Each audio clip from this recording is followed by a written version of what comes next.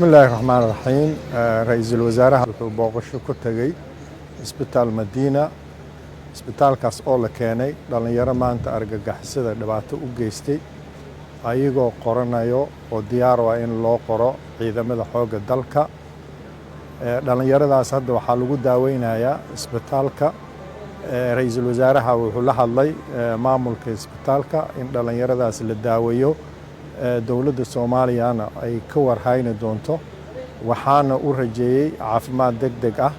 waxaana ra'iisul wasaaraha ka tacsiyay dhalinyarada kale oo ku dhimatay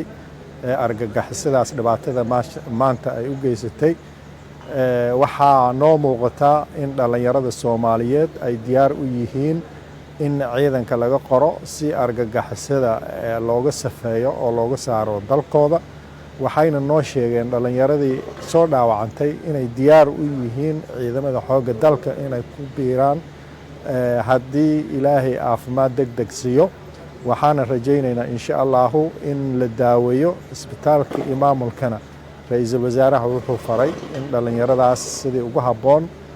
loo daaweeyo dowladda Soomaaliyana ay garab taagan tahay waalidiintii ay ka dhasheen dhalinyaradan ayagana waxaan leenahay intii dhimatay sabar iyo iimaan ilaahay anaga siiyo inta kalena caafimaad degdeg ilaahay ha siiyo dowladda Soomaaliyeed iyo wasaaradda gaashaandhigga guud ahaan waxaan diyaar u nahay inaan dhisno ciidanka xooga dalka si dalkeena uga safeyno oo ugu saarno argagixisada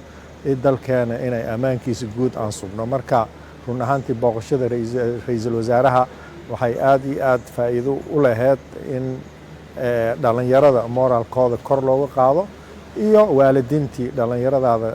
ka dhalay iyo ummadda Soomaaliyeed guud ahaanba waxaan ummadda Soomaaliyeed guud ahaan u rajaynaynaa khayr waxaan u sheegaynaa insha Allah dalkeena inuu ciidan yeelan doono ciidankaas oo difaaci doono qarannimadiisa iyo gobonnimadiisa